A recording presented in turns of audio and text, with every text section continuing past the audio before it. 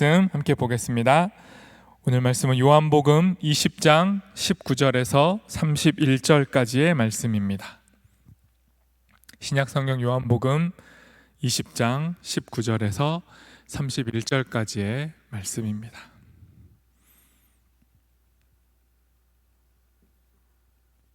저 여러분이 한 절씩 교독하고 마지막 절 함께 읽도록 하겠습니다. 제가 먼저 하나님 말씀을 읽습니다. 이날 곧 안식 후 첫날 저녁 때에 제자들이 유대인들을 두려워하여 모인 곳에 문들을 닫았더니 예수께서 오사 가운데 서서 이르시되 너희에게 평강이 있을지어다.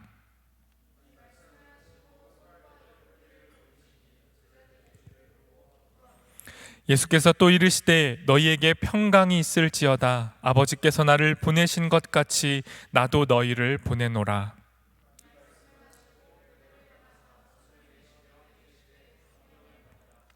너희가 누구의 죄든지 사하면 사하여질 것이요 누구의 죄든지 그대로 두면 그대로 있으리라 하시니라.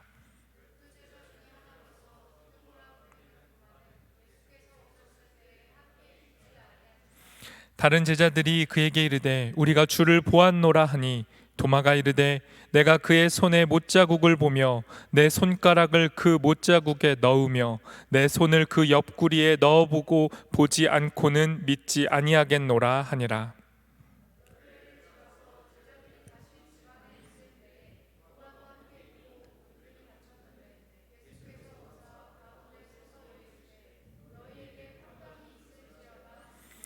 도마에게 이르시되 내 손가락을 이리 내밀어 내 손을 보고 내 손을 내밀어 내 옆구리에 넣어보라. 그리하여 믿음 없는 자가 되지 말고 믿는 자가 되라.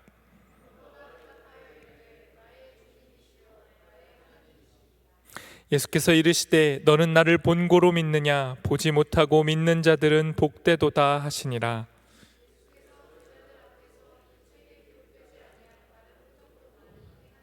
함께 읽겠습니다.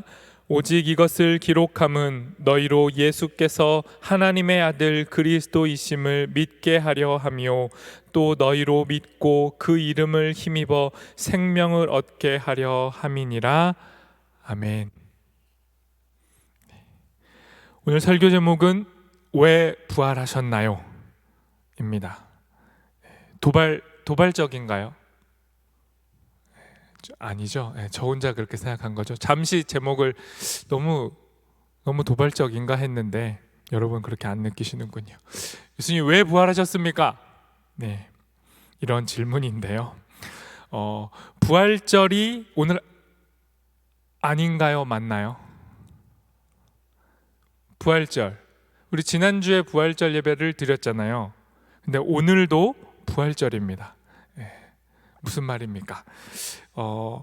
저희가 교회력으로 치면요 부활절이 총 7번이에요. 그러니까 지난주부터 포함해서 7주간 계속 부활절입니다. 그래서 기쁨의 50일이라고도 표현하고요, 부활의 의미를 계속 강조하고 기쁨을 누리는 거예요. 사순절이 40일이었던 것만큼 기쁨을 더 길게 또 갖는 그런 의미의 역사를 가진 맥락이 있는 건데요. 그래서 오늘은 부활절 두 번째 주일입니다. 그래서 부활 얘기를 하는 거고요, 앞으로도 또 부활 이야기를 여러분과 나누려고 합니다. 물론 매 주일이 부활절이에요. 작은 부활절이라고 해서 매 주일 이렇게 교회에 모여서 예배하는 가장 큰 이유 중 하나는 예수님이 부활하셨기 때문에 그 부활의 의미를 새기고 그 기쁨을 나누는 것. 그래서 매 주일이 부활절이긴 하지만 이 교회력은 공식적으로 부활 의 의미를 강조하는 주일을 7번 정했다는 거죠. 그렇게 우리가 그 기간들을 이제 통과할 건데요. 교회는 그러면 부활을 왜 이렇게 강조하는가? 앞에서 말씀드렸지만 기독교의 근간이 부활이기 때문이에요. 예수님이 부활하셔서 기독교가 나온 거고요, 그리스도교가 탄생한 거고 교회의 모임이 시작된 거죠. 그래서 교회는 모일 때마다 부활을 이야기할 수밖에 없습니다. 기독교는 부활의 종교인 거죠. 부활이라는 이 사건이, 예수님이 던진 이 충격이 너무도 컸기 때문에 기독교가 시작된 거예요. 이 믿을 수 없는 일을 믿게 됨으로 기독교가 시작되었던 것이죠. 그림 몇 장을 볼 텐데요. 먼저 첫 번째 그림을 한번 보도록 하겠습니다. 기독교는 부활의 종교라고 제가 말씀드렸고, 이 부활을 처음으로 목격한 사람이 있어요. 그러니까 바꿔 말하면 기독교를 처음으로 시작하게 되는 결정적인 역할을 감당했던 사람이 있는 거죠. 근데 그 사람을 성경은 누구라고 말하냐면 베드로도 아니고 요한도 아니고 대단한 남자들이 아니고 한 여인이라고 하는 겁니다. 부활을 처음으로 목격했던 여인, 막달라 마리아라는 이름의 여인이에요. 저 여인이 제일 먼저 부활하신 예수님을 만난 사람입니다. 이 당시에 여자는 무언가에 대한 증인의 자격을 얻지 못해요. 그러니까 여자가 진짜 뭘 봤어도 법정에서 증인 자격을 얻지 못하는데, 성경은 무려 예수님의 부활이라는 이 막강한 사건의 증인으로 누구를 내세웠냐면 그 시대와 역행하는 여자, 한 여인을 내세운 겁니다. 그리고 그 여인이 예수님을 만나요.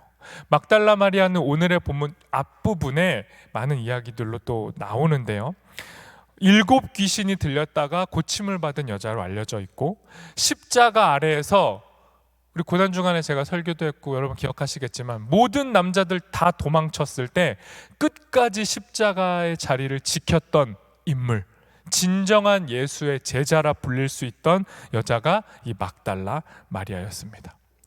또 여러분 중에 막달라 마리아 창기 아니에요? 뭐 음란한 여인 아니에요? 이런 분 있는데, 그건 이제 성경 안에서 혹은 신앙의 영역 안에서 잘못 와전된 이야기입니다. 전혀 그런 여인이 아니고요, 성경의 맥락만 보자면 너무나도 예수님을 끝까지 따랐던 여인, 끝까지 예수님을 지킨 여자였습니다. 이 여자를 통해 이 예수님께서 부활하셨다는 것이 알려지기 시작하는데, 다음 그림을 하나 보겠습니다. 오늘 본문 또 바로 위에 이 막달라 마리아와 예수님 사이에서 일어났던 일인데, 막달라 마리아가 부활하신 예수님을 만났어요. 저렇게. 그런 다음에 너무도 놀라고 너무도 기쁘고 또 한편으로는 두렵기도 하고, 이게 무슨 일이지? 진짜 예수님 맞나?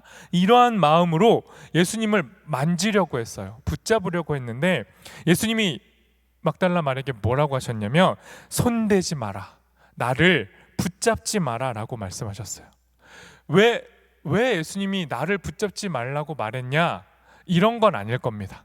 마리아야, 나 지금 부활했잖아. 나 지금 굉장히 대단한 존재가 됐잖아. 근데 네가 나한테 손대면 부정타. 그러니까 만지지 마. 너는 아직 세상에 이 새 속세에 있고 난 이제 새로워졌잖아. 그러니까 나 건드리지 마. 이런 건 아니었을 거예요. 왜냐하면 예수님이 이 막달라 마리아에게 손대지 말라라고 말씀하시는 장면도 있지만, 우리가 뒤에서 살펴볼 도마에게는 무려 나에게 손을 대라, 내 못자국을 네가 만져라, 이렇게 얘기하세요. 그리고 제자들과 부활하신 후에 같이 식사도 하시거든요. 그러니까 뭔가 부활하신 예수님과 인간이 접촉하면 부정탄다, 그런 건 아닐 겁니다. 그러면 왜 부활하신 예수님이 부활의 의미를 강조하기 위해서 왜 마리아에게 손대지 말라라고 말씀하셨을까요? 다른 게 아니라 예수님은 과거에 여전히 매여 있고 부활 이전에 살아갔던, 이 땅을 사셨던 예수님의 이미지, 예수님의 모습에 한정되어져 있는 마리아에게 과거에 매여 있지 마, 부활 전에 나에게 집착하지 마, 부활한 나는 너에게 새로운 세상을 보여줄 거야, 너에게 새로운 삶이 열렸어, 정말 다른 차원의 인생이 펼쳐질 수 있어, 생명이 주어질 수 있어 라는 이 부활의 의미를 전달하신 거예요.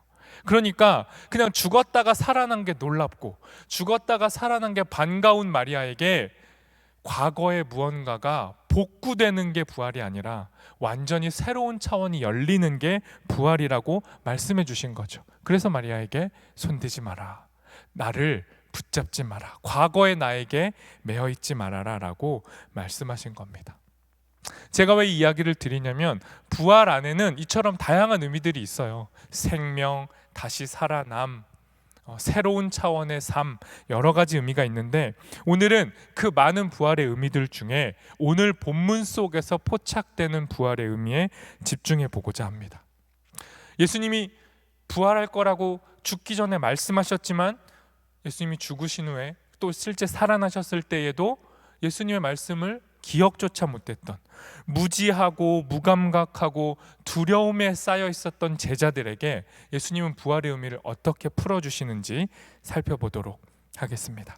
오늘 본문 첫 절 19절 말씀 공동번역으로 한번 읽어보겠습니다. 우리 같이 읽겠습니다.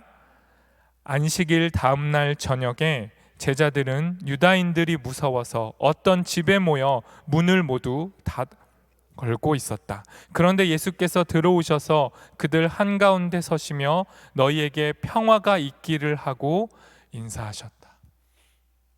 예수님이 지금 부활을 하셨는데 이 부활의 소식을 직접적으로 접하지 못한 제자들의 상태가 뭐였냐면 문을 닫아 걸어 잠근 거죠. 부활은 우리의 인생의 문을 열어 제끼는 건데, 모든 두려움과 어둠을 열어내는 빛인데, 여전히 부활 앞에 서지 못한 자들은 문을 걸어 잠그고 새로운 세계를 두려워하면서 자기 안에 갇혀 있는 거예요. 새로운 생명이 임하는 걸 차단하고 있는 거예요. 그리고 17절이 뭐라고 말합니까?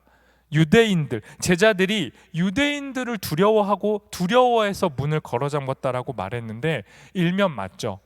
제자들은요, 예수님도 죽음으로 몰아갔던 유대인들, 그 중에서도 종교 지도자들이 두려웠을 거예요. 그래서 그들이 너네도 예수 제자잖아, 너네도 예수 추종자였잖아 하고 자기도 죽일까 봐 두려워서 숨어 있을 수도 있었을 겁니다.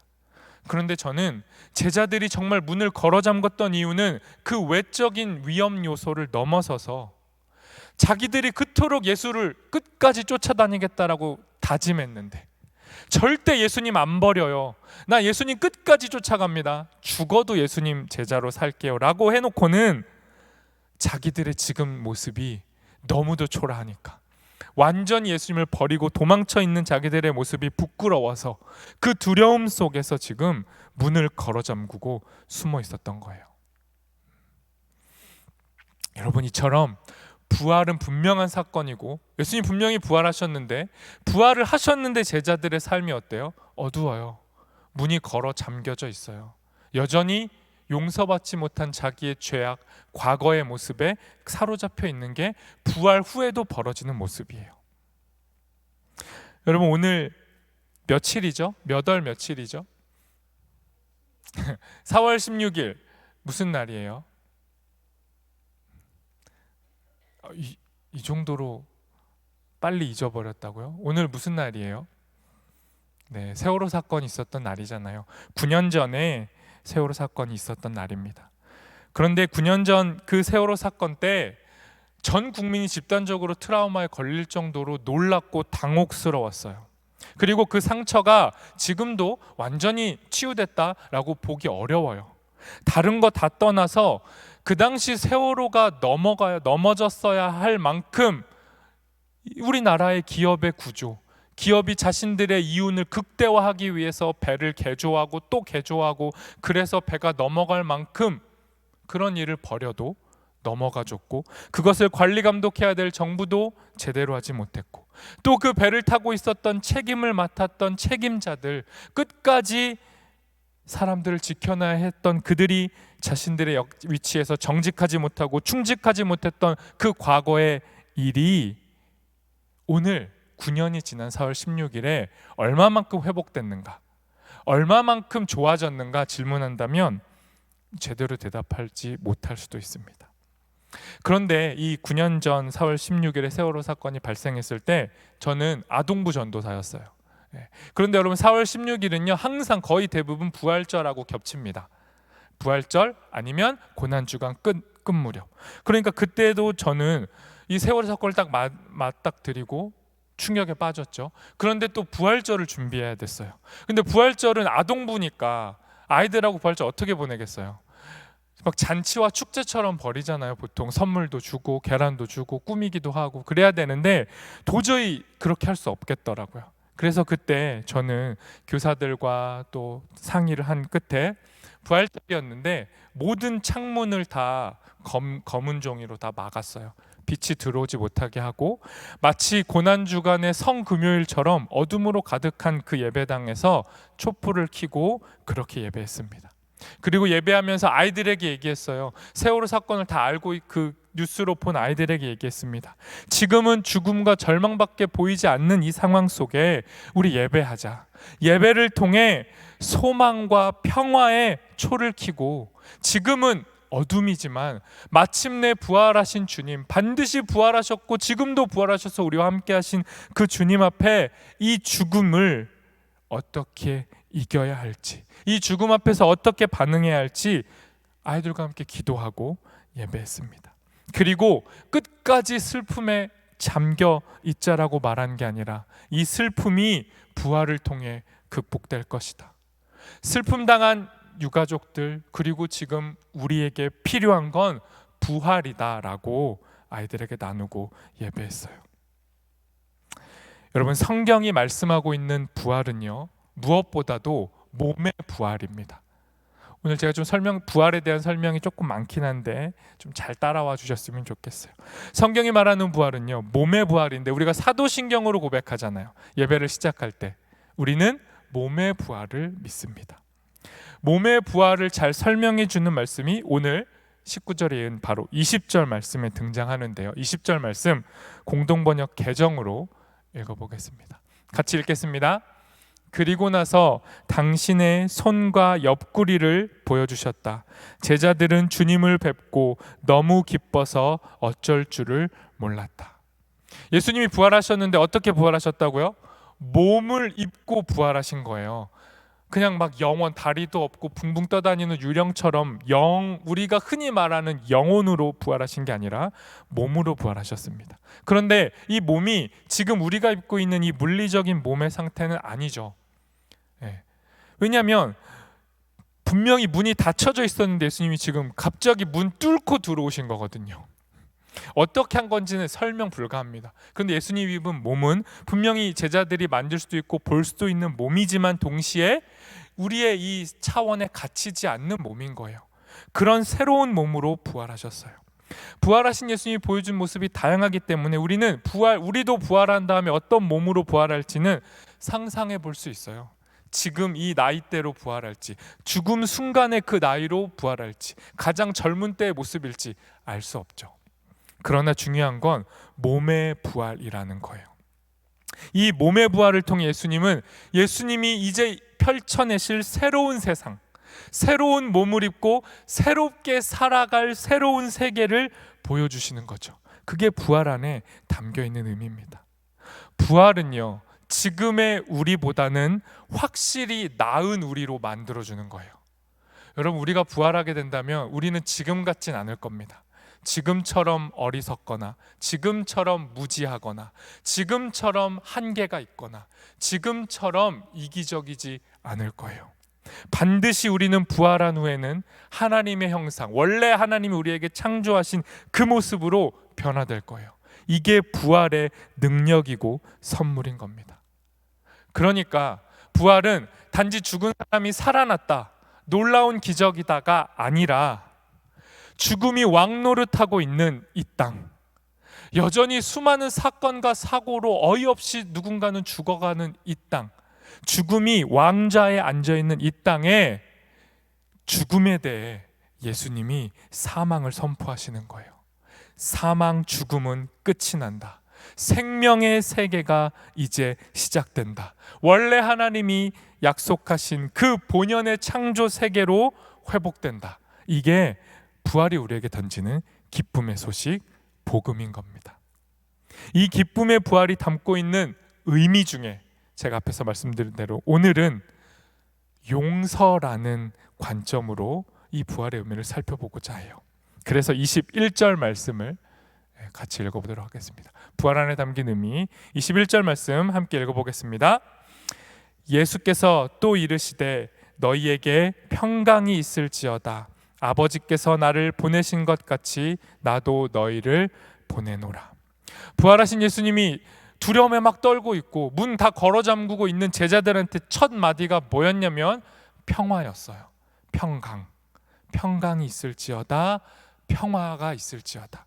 샬롬이라고 선포하셨는데 원래 이 당시에 인사예요. 그냥 인사인데 부활하신 예수님이 제자들에게 이 던진 이 말은 그냥 인사가 아닙니다. 뭘 우리에게 알려주냐면 제자들이 전혀 평화롭지 못하고 전혀 평강스럽지 못하고 무언가 죽음과 두려움에 사로잡혀 있었다는 걸 보여주는 거예요.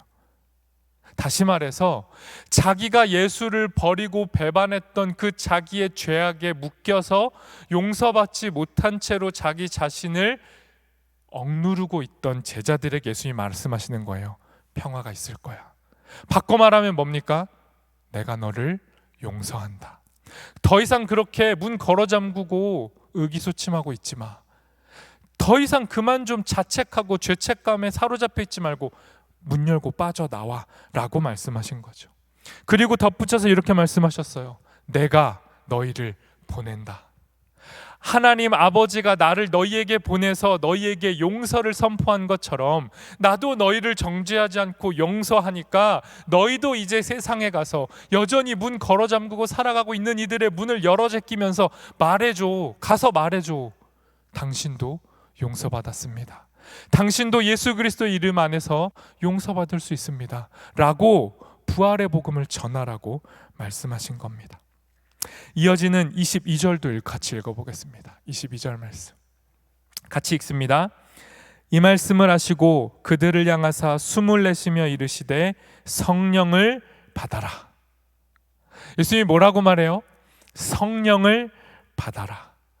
왜 성령을 갑자기 줍니까? 예수님이 방금 말씀에서 어떻게 성령을 또 줘요? 숨을 내쉬면서. 여러분, 숨, 성령, 바람 다 똑같은 언어입니다. 동의어예요. 그러니까 예수님이 지금 후 하고 숨을 불어넣으면서 성령 받아라 라고 말씀하시는 건 뭐냐면 태초에 하나님이 숨을 불어넣어서 흙으로 빚은 인간에게 생기를 넣어서 사람으로 만드신 것처럼 지금 죽음과 용서받지 못함에 눌려서 죽어있는 제자들을 다시 창조하시는 거예요. 일어나, 살아나, 내 숨을 받아라.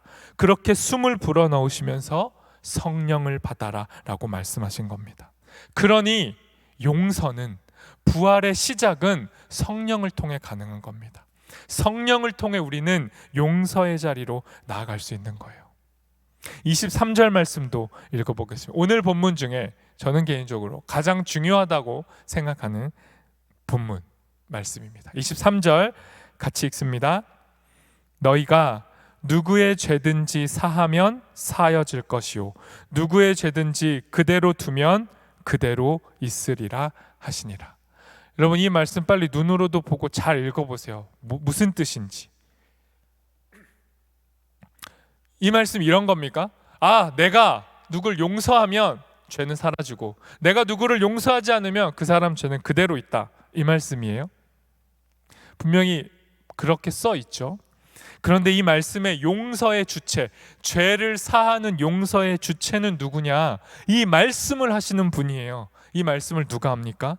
용서하시는 예수님이. 이미 제자들을 용서하시기로 작정하시고 십자가에 달려 죽고 부활까지 하셔버린 예수님이 말씀해 주시는 거예요. 내가 너희를 용서했으니 너희도 가서 너희가 받은 용서를 선포하면 그 누군가도 내 이름으로 용서받을 거고, 너희가 잠자코 가만히 있으면 나의 이 복음이 전해지지 않으면 또 누군가는 용서받지 못한 채 여전히 문 걸어 잠그고 죽어갈 거야 라고 말씀하시는 겁니다. 그러니 우리에게 주님이 부여하시는, 부활 이후에 우리에게 부여하시는 사명은 뭡니까? 용서받고 가서 용서하라는 겁니다.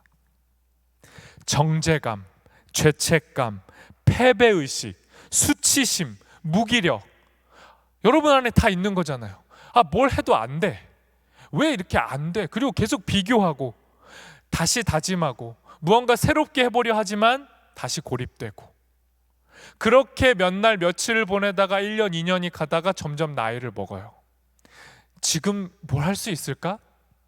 저는 믿기지 않으시겠지만 40이 넘었잖아요. 이 놀라운 사실, 제가 40이 넘었잖아요. 근데 제가 문득 혼자 생각한단 말이에요. 뭐 좀 공부해볼까? 뭐 새로운 것 좀 해볼까? 그리고 바로 돌아오는 대답이 뭡니까? 안 돼. 이제 뭘 그렇게 끄덕여요? 이제 와서 네가 뭘 해?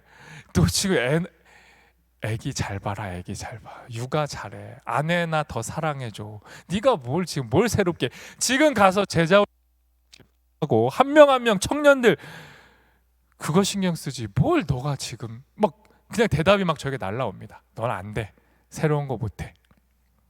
가만히 있어도 무기력, 좌절, 패배감에 쪄들어 사는 게 우리란 말이에요.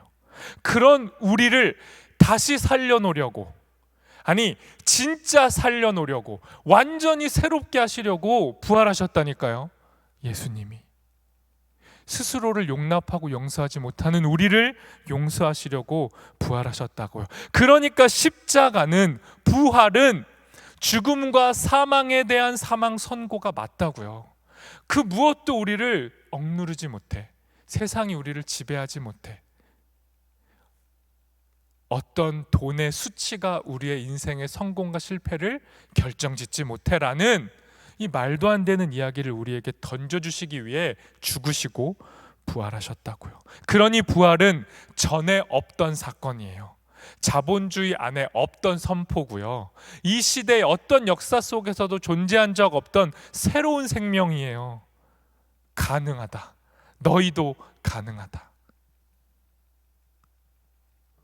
그런데 이 놀라운 부활을 통해 제자들은 예수님 못자국 보고 창자국 보고 예수님 부활했구나 받아들였어요. 그래서 막 기뻐했잖아요. 그런데 이 제자들 중에 단 한 명만 이 자리에 없었어요. 그 사람 이름이 뭡니까? 오늘 말씀에 등장하는 도마예요. 도마. 도마는 별명이 뭡니까? 여러분 다 도마를 뭐라고 불러요? 의심 많은 도마. 유독 의심 많은 도마 이렇게 부르는데 잘 생각해 보세요. 제자들 모두 다 의심투성이었고요. 예수님 부활했다는 이 막달라 마리아가 빈 무덤 보고 제자들한테 가서 예수님 부활했어라고 말했을 때 단 한 명도 믿지 않았어요. 모두가 다 의심이 많아요. 그런데 그 중에 오늘 성경은 이 도마를 들어서 써서 의심 많은 우리, 인정 안 하는 우리, 용서하지 못하는 우리를 부활의 자리로 이끌어가는 겁니다. 그림 한 장, 도마 그림인데요. 한 장 보겠습니다. 사실 이거 매년 부활절에 또 보셨을 수 있는데 오늘 본문을 성화로 그린 거죠. 도마가 예수님 부활했다는 얘기 제자들이 막 알려준단 말이에요. 근데 안 믿어요. 나는 못 믿어. 그리고 뭐라고 말합니까? 내가 직접 예수님의 못자국에 손 넣어보고 저 창자국을 만져보지 않고는 안 믿을 거야 라고 말합니다. 그리고 저 그림에는 어때요? 도마가 지금 예수님 그 상처난 부위에 손을 갖다 댔죠. 손 닿죠. 이걸 그림을 그린 사람은 도마가 손을 넣어봤다라고 생각하고 그린 거죠. 그런데 여러분, 도마는요, 난 절대 눈으로 보기 전엔 안 믿어라고 말했던 건 진짜 예수님을 본 다음에 믿고 싶어라는 발버둥이었다기보다는 자기가 어떤 사람이었는지를 자기도 아는데, 자기가 얼마나 예수님을 사랑했고 예수님을 끝까지 따라가겠다라고 자부했던 자존심이 센 사람이었다는 걸 자기가 아는데 그 자기가 무너져 버리니까 화가 나기도 하고 발버둥 치고 싶었던 거예요. 그래서 괴로움 속에 외쳤을 것 같아요. 저는 예수님 진짜 내 눈앞에 나타나시기 전에 나 용서 못해, 난 인정 못해 라고 말했을 수 있죠. 도마는 실제 제자들 중에 베드로 못지않게 엄청난 열심을 가졌던 사람이에요. 요한복음 11장 16절 말씀도 한번 읽어보겠습니다. 도마가 이런 사람이었습니다. 같이 읽습니다. 디두모라고도 하는 도마가 다른 제자들에게 말하되 우리도 주와 함께 죽으러 가자 하니라. 베드로만 내가 예수님 당신과 죽겠습니다 이런 게 아니에요. 도마가 다른 제자들 다 쉬쉬하고 가만히 있을 때, 진짜 예수님 따라 나서면 죽을 수도 있다는 게 확실한 상황에서 도마가 뭐라 그랬냐면 뭐 하고 있어? 왜 가만히 있어? 가자. 우리도 예수님과 같이 죽자라고 외쳤던 사람이에요. 이랬던 도마가 지금 자기의 자리에서 얼마나 내가 내 자신이 비참하고 초라하고 예수님과 상관없는지를 직면하자 두려우니까, 미치겠으니까 소리 질렀던 거죠. 예수님 보기 전까진 나를 용서할 수 없어. 이런 도마에게 예수님이 다가가신 겁니다. 그리고 처음 제자들을 만나신 거랑 똑같이 도마에게 다시 가세요. 27절에서 29절 세 번역으로 읽어보겠습니다. 도마에게 가신 예수님의 모습 같이 읽습니다. 그리고 나서 도마에게 말씀하셨다. 내 손가락을 이리 내밀어서 내 손을 만져보고 내 손을 내 옆구리에 넣어보아라. 그래서 의심을 떨쳐버리고 믿음을 가져라. 도마가 예수께 대답하기를 나의 주님 나의 하나님 하니 예수께서 도마에게 말씀하셨다. 너는 나를 보았기 때문에 믿느냐? 나를 보지 않고도 믿는 사람은 복이 있다. 두려워서 벌벌 떨고 겁먹으니까 내가 너무 싫으니까 더 소리 질렀던 그 도마를 용서하시고 용납하시는 분이 예수님이에요. 친히 도마가 고백한 그 모습 그대로 등장해 주셔서 그에게 다가가세요. 그리고 말씀하세요. 네 손 나에게 넣어봐. 나를 만져봐 라고 말씀합니다. 여러분, 도마가 진짜 예수님을 만졌을까요? 안 만졌을까요? 이런 생각은 안 해보셨나요? 아까 그 그림에서는 만진 걸로 그 화가가 생각했지만 성경 안에서는 대답해 주지 않아요. 그냥 도마야 진짜 네가 원하면 손 나에게 다 집어넣어서 나 만져봐 라고 예수님이 말씀하시는 장면, 그리고 바로 이어서 도마가 뭐라고 하냐면 나의 주 나의 하나님. 베드로가 신앙 고백의 최고봉이라고 하는 주는 살아계신 하나님의 아들이십니다라는 그 고백과 동급으로 성경에서 가장 중요한 신앙 고백을 도마가 한단 말이에요. 갑자기 나의 주 나의 하나님. 만져보고 고백했을까요? 안 만져보고 했을까요? 저는 만져보지 않았을 것이라고 생각해요. 그냥 자기 앞에 등장한 예수님이 나도 나를 용서하지 못해서 완전히 갇혀있는 나에게 나타나셔서 책망을 하신다거나, 야, 넌 아직도 못 믿냐? 아니, 다른 제자들 다 믿는다고 하잖아. 나 부활했다고 말해주잖아. 근데 나를 보지 않고는 못 믿겠다고? 책망하신 게 아니라 도마 그대로를, 도마의 의심, 도마의 한계, 도마의 억울함, 도마의 죄책감 다 용납하시면서 기다려주시면서 만져봐. 도마에게 자기를 맞추시고 도마에게 믿음을 보여주셨을 때 도마는 진짜 손을 넣고 안 넣고 중요하지 않았을 겁니다. 자기를 완전히 용납하고 용서하시는 그분 앞에 섰을 때 도마가 고백하는 거예요. 진정으로 나의 주 나의 하나님입니다. 나를 용서하시는 분이 하나님이 맞습니다. 이렇게 고백한 거죠. 그러니 손 넣냐 안 넣냐 중요하지 않습니다. 예수님이 우리를 기다리고 또 기다려 주냐 안 기다려 주냐가 중요한 거예요. 주님의 용납, 주님의 용서가 우리에게 믿음을 허락하는 겁니다. 이 모든 이야기를 마치고 오늘의 본문, 그러니까 요한복음은 21장까지 있지만 실제로는 20장이 실제적인 마지막 장인데요. 요한복음의 마지막 말씀 오늘 본문의 31절 이렇게 매듭을 짓습니다. 같이 읽어보도록 하겠습니다. 같이 읽습니다. 오직 이것을 기록함은 너희로 예수께서 하나님의 아들 그리스도이심을 믿게 하려 함이요 또 너희로 믿고 그 이름을 힘입어 생명을 얻게 하려 함이니라. 아멘. 요한복음이 왜 이렇게 긴 이야기를 썼고 수많은 기적들이 더 있지만 그거 다 쓰지 못하고 압축해서 예수님의 부활의 장면들도 뽑아서 요 장면을 집어넣느냐, 이렇게 말하는 거죠.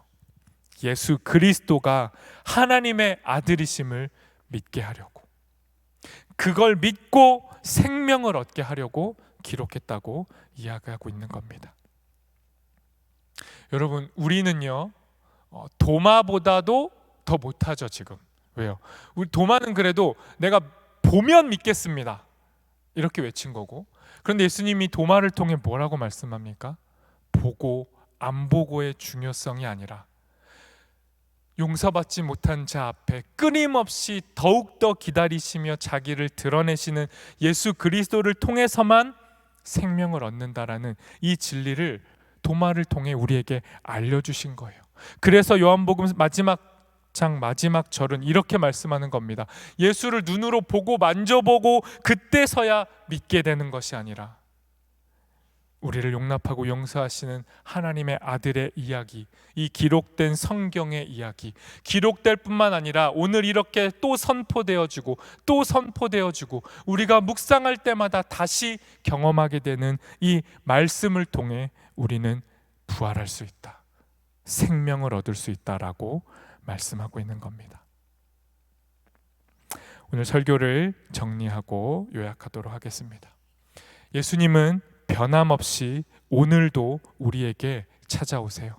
부활하신 예수님이 제자들에게 찾아가시고 그 제자 중에 이탈돼 있던 도마에게 또 찾아가셔서 그 제자들이 갇힌 한계 상황의 모습에 자기의 몸을 낮추셔서 그들의 믿음을 일깨워 주신 것처럼, 자기 자신을 용서하지 못해서 수치심에 가득해서 사로잡혀 있는 자들을 다시 용서하시는 것처럼 우리에게도 다가오시는 분이 예수님입니다. 이 예수님, 이 용서 예수님을 우리가 함께 만날 수 있었으면 좋겠습니다. 제가 설교를 준비하면서 이렇게 라디오에서 나오는 찬양을 들었는데요, 그 중에 이런 찬양이 있었어요. 여러분이 거의 모르실 텐데 아발론이라는 CCM계에서는 거의 어마어마한 위치를 차지하고 있는 팀의 찬양이 있어요. 주 없이 살 수 없네. 나중에 기회 되시면 꼭 한번 들어보시면 좋은데, 그 은혜로운 찬양을 막 듣는데 제가 약간 삐딱하게 찬양을 들었어요. 이런 가사거든요. 주 없이 살 수 없네. 주 없이는 단 하루도 살 수 없네. 주님만이 내 희망이고 소망이시네. 이런 가사인데, 제가 왜 그랬는지 그날은 그 찬양을 들으면서 우리는 주 없이도 너무 잘 사네. 주님 없이도 하루하루 너무도 잘 살잖아. 주님이 내 소망과 희망이 되어주시지 않은 채로 우리는 여전히 살고 있잖아 라고 제가 그 찬양을 삐딱하게 들어버린 거죠. 아마 도마가 이런 고백이지 않았을까 싶어요. 야, 나 진짜 주 없이 살 수 없습니다. 그렇게 외쳤던 도마와 제자들이 실제 예수님이 죽은 다음에 야, 나 주님 없이도 사네, 사라지네, 이렇게 고백하지 않았을까. 그리고 오늘 이 땅을 사는, 예수님을 직접 만져볼 수 없는 안타까운 여러분이 예수를 믿고 사는 이 신앙의 여정에서 우리가 맞닥뜨리는 상황이 이러지 않을까. 주 없이도 잘 사라지고 주님 없이도 너무너무 하루하루가 잘 가고 주님만이 소망이라는 고백이 터지지 않는 게 우리의 상황이지 않을까. 그런데 그 상황에 놓인 우리에게 예수님은 반드시 다시 찾아오십니다. 찾아오셔서 제자와 도마에게 말씀하신 것처럼 우리에게도 말씀하시는 거예요. 너희에게 평화가 있을지어다. 용서받지 못한 너희에게 용서를 선포한다. 너희는 용서받았어. 그러니 이제 너희도 용서해. 그리고 그 용서를 전하며 살아라 라고 우리에게 말씀하시는 겁니다. 진짜 마지막 정리합니다. 예수님 왜 부활하셨습니까? 우리에게 용서를 선포하시려고. 여전히 용서하지 못하는 우리에게 너희에게 용서가 있다, 평화가 있다 선포하기 위해 부활하셨습니다. 왜 예수님 부활하셨습니까? 우리에게 이제 너희도, 용서받은 너희도 다른 이를 용서해라 라고 명령하시기 위해 부활하셨습니다. 내가 너희에게 성령을 주노니 너희도 가서 보냄받은 자로 용서하며 살아라 우리에게 말씀하시기 위해 부활하셨습니다. 예수님 왜 부활하셨습니까? 도마처럼 여전히 용서받지 못했다고 또 방에 들어가서 문 걸어 잠고 사는 작은 도마 같은 우리들을 위해서 더 기다려 주시려고, 또 찾아오시려고, 또 우리에게 말씀하시려고 부활하셨습니다. 그리고 우리에게 말씀하십니다. 가서 용서를 전해라. 우리를 위해 부활하신 이 예수님의 말씀 앞에 함께 서고 이 부활의 기쁨, 이 용서의 소식을 서로에게 전달하는 우리 모두가 되기를 소망합니다. 우리 시간 말씀을 기억하며 함께 기도하도록 하겠습니다. 여러분, 이 시간 기도하실 때 부활하신 예수님 앞에 우리 자신을 세워두고 여전히 부활하신 예수님 앞에 기뻐하지 못하고 믿지 못하고 용서받지 못한 채로 여전히 닫힌 방 안에서 문 걸어 잠그고 살아가는 우리의 모습이 있다면 그 모습을 이 시간 주님 앞에 좀 내어놓았으면 좋겠습니다. 그리고 그 사이로 부활하신 주님이 찾아오셔서 우리를 새롭게 해달라고 간구할 수 있었으면 좋겠습니다. 또 한 가지 기도하실 때 단지 나 개인만이, 나의 상황만이 닫혀져 있는 것이 아니라 여전히 이 땅, 이 사회, 이 국가가 변화되지 않고 여전히 상처 속에서 벗어나지 못하고 끊임없이 누군가를 속이고 속이면서 자기의 유익을 취하며 탐욕을 채워가며 살아가는 이 무너진 이 땅의 현실을 위해서도 기도할 수 있었으면 좋겠습니다. 주님 부활하셨으니, 이미 하나님 나라가 시작되었으니 망가져버린 이 땅도 이 세상도 주님의 나라로 회복될 수 있도록, 그 일이 마침내 완성될 그날을 기다리며 주님 앞에 간구하오니 이 땅도 이 세상도 부활을 맛보게 해주십시오. 경험하게 해주십시오. 우리 중보하면서 함께 기도하도록 하겠습니다. 기도합시다.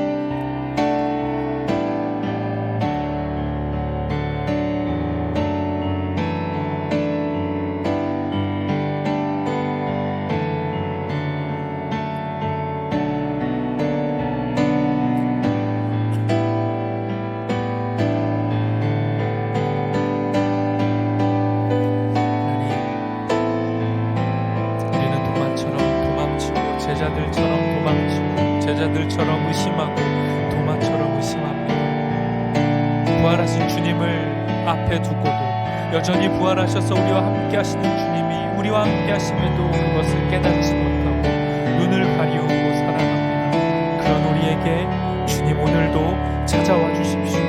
오늘도 찾아오셔서 우리의 문을 두드리시고 우리의 눈을 열어주시고 주의 생명의 복음 앞에 용서받고 용납된 그 기쁨을 하나님, 그 용서받음이, 그 막강한 힘이 이 땅을 회복하고 이 땅의 무너진 자리에 나아가 용서를 선포하는 사람들로 살아갈 수 있도록 청년들 한 사람 한 사람을 일으켜 세워 주시옵소서. 주님이 부르신 그 자리, 보내시는 그 자리로 나아가 생명을 살리며 영혼을 살리며 주의 용서를 선포하는 사람들로 살아갈 수 있도록 청년들 한 사람 한 사람을 붙잡고 지켜 주시옵소서.